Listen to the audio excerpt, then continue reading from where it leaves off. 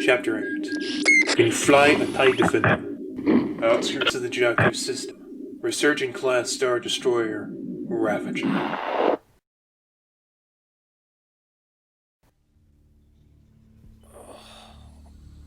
Poe was still alive, still breathing, but he didn't feel like it. He felt like his mind had been broken apart and his spirit corrupted, and as he lay on the table, he longed for death to come for him. Ironically, he suspected it would. Though he was a commander of the New Republic Starfighter Corps, he knew that he had nothing else to offer they probably didn't already know. The thought made him angry. He had failed to protect BB-8's secret, that he hadn't fought harder, and now he was going to die like a piece of trash. With a snarl, he dug his heels into the table and tried to wrench himself free. It was hopeless, of course, but then he noticed that he wasn't feeling any pain. He pulled in his arms and legs, feeling nothing. The toxins had worn off. That's a start. Guess I'm not important enough to keep doped up anymore. The door to his cell suddenly opened, and a trooper walked in. Poe looked him up and down and smirked. What? Missed me already? The trooper didn't reply. Instead, he stared at him for a long, uncomfortable moment. You gonna stand there all day or what? He asked, the trooper suddenly jolting and coming over to start unclamping his restraints. He pulled Poe to his feet, cuffing his hands in front of him and pushing him out the door. Where you taking me? Poe asked as they rounded a corner and passed by a squad of troopers. Poe caught his escort looking at them strangely. Lord Wren wants you for further questioning. You mean execution, don't you, buckethead? Just keep moving and stay quiet. What? I'm gonna die anyway, so why not here and now? The trooper smacked him over the top of the head with his blaster and snarled. I said stay quiet. He took him by the arm and gestured right. Turn here. They turned into a dimly lit and narrow hallway, and Poe saw his opportunity.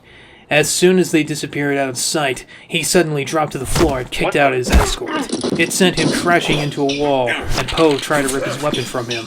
The trooper responded by headbutting him, then kicking him to the floor as he trained his blaster on him. Do you want to get out of here alive or not? What? The trooper ducked his head out into the hallway and looked both ways.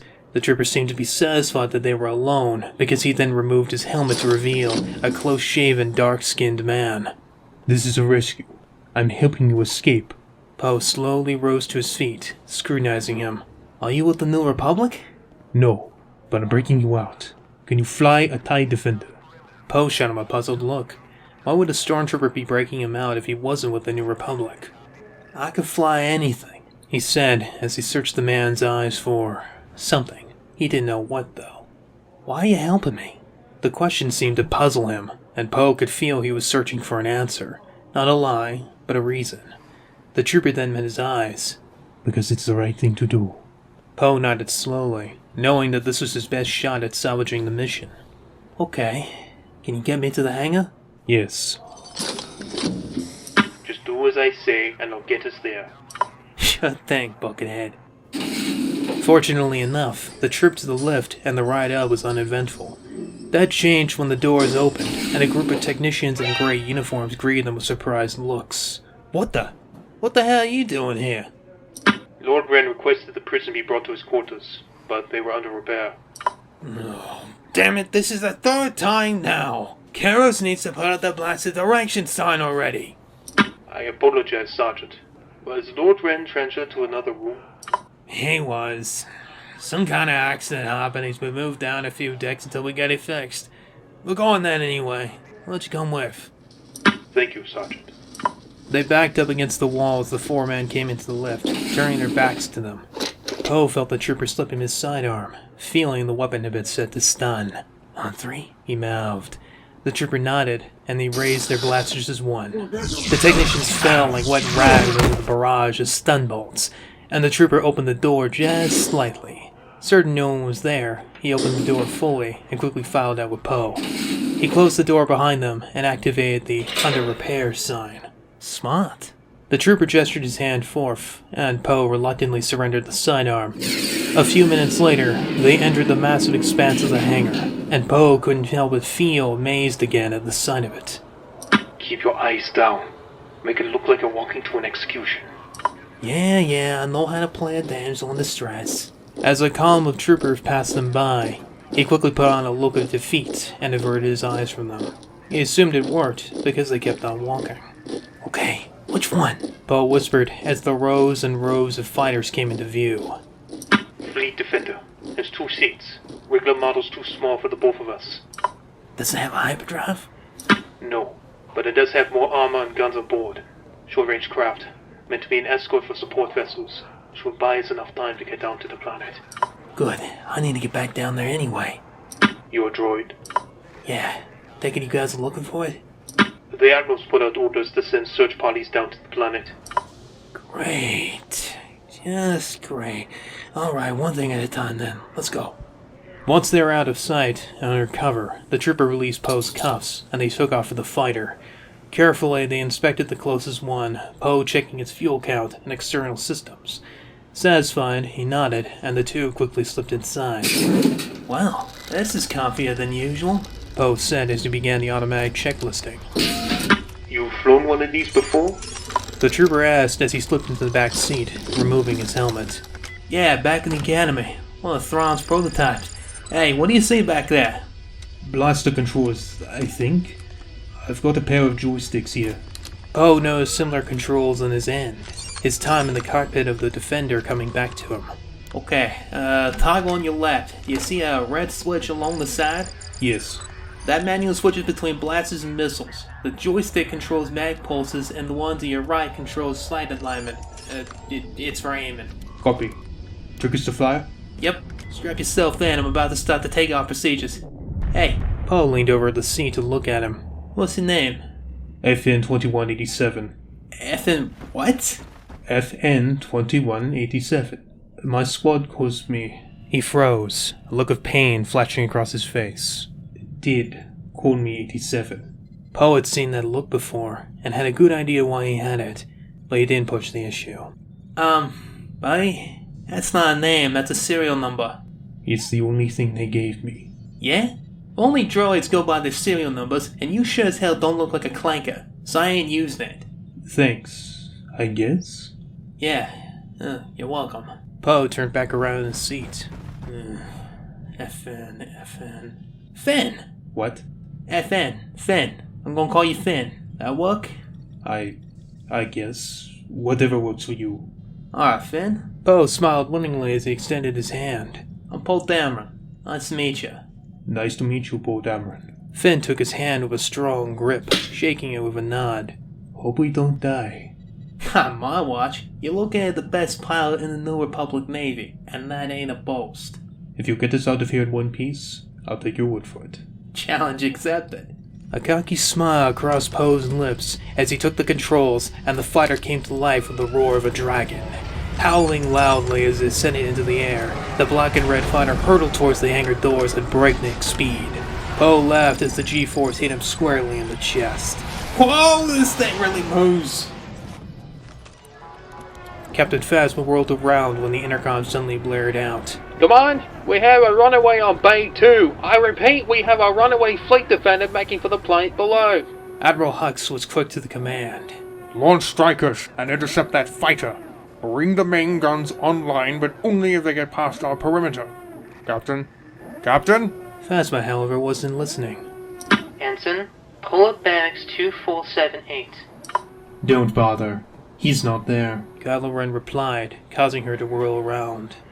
Mom, the ensign replied. 2478 is empty, and Echo Platoon is reporting one of their own is missing. And the pilot Poe Dameron is with him. I can sense them both. Phasma felt her face grow hot as fire as she snarled. He is not a traitor. My troopers are loyal. Evidently, this one is not. Admiral, the pilot may be attempting to recover the droid from the planet. I see. And you've acquired all the useful information you could from the pilot? I have, but I would recommend keeping him alive for further questioning. We cannot take the chance, son. He turned to Captain Kennedy, the bridge executive officer. Order the strikers to disable that fighter if possible. If it tries to escape the system, destroy it. It likely won't. That's a protective variant, short-ranged only. Yes, I know. But never underestimate the prowess of a good pilot. Especially this one. The plan fell apart no less than a minute into its execution. Poe, we've got hostiles. 6 o'clock. Poe's eyes darted to the side, pulling up the rearview cameras. Miles away, over a dozen of the drone-TIE strikers were being deposited from the belly of the Ravager. We need to get down to the planet. Oh no, buddy. We've lost the element of surprise. If we try running, that ship will tear us to pieces. We need to take out as many of its onboard surface cannons before they bring up the shields. But the strikers are that way. Trust me, I'll take clankers over human gunners any day. Get ready, I'm taking us in. Poe executed a U-turn, bringing them into a direct collision course with the droid fighters. The intercom suddenly blared out. Surrender your vessel, or you will be destroyed. Oh yeah? I'll let you go out in style. He sighted the lead fighter as the range display whined. He squeezed the trigger, and the 6 laser cannons detonated the striker in an emerald blaze. The rest of the squadron banked left and right as the defenders zoomed past them in the debris. They're coming around. Poe reported as he hugged the underbelly of the Star Destroyer. Fed, keep them off of us. I'm making a run. Roger. Poe's eyes flickered to the side, watching the droid fighters evading Finn's shots before returning fire. Sparks flared as the bolt impacted the shields, Poe banking left and right to avoid their fire. Finn managed to tag one of them and destroy another, causing the rest to disperse.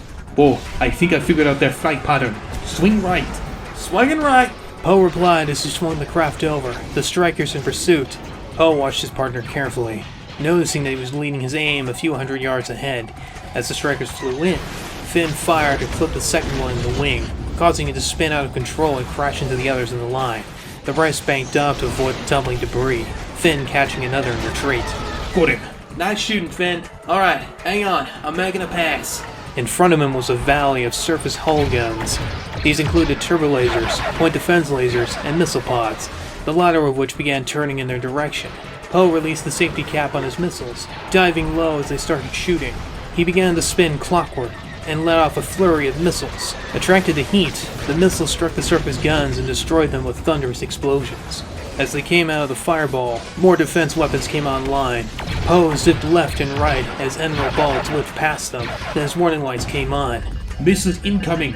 I see him. He dove under the ventral plane and rode almost flush with the line of the ship.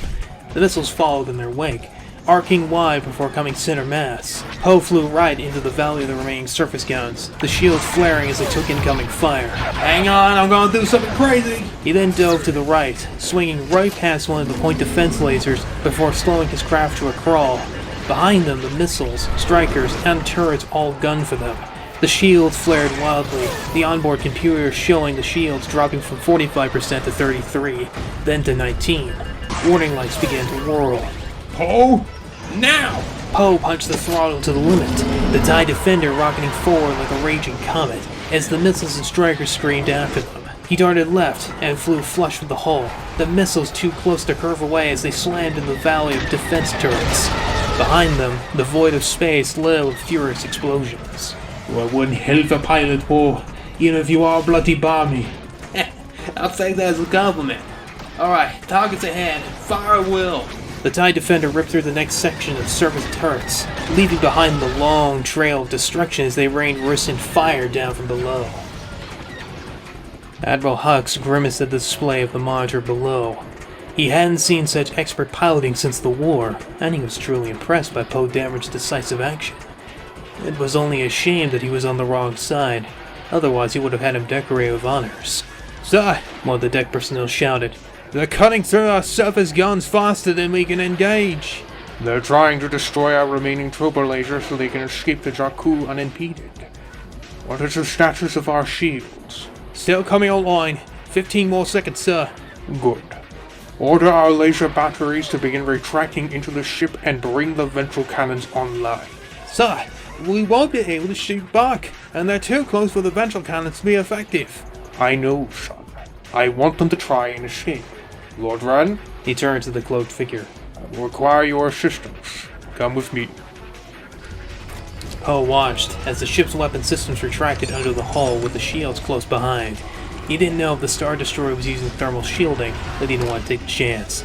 As the energy hurtled towards them, he dove downward and only barely managed to edge the ship out.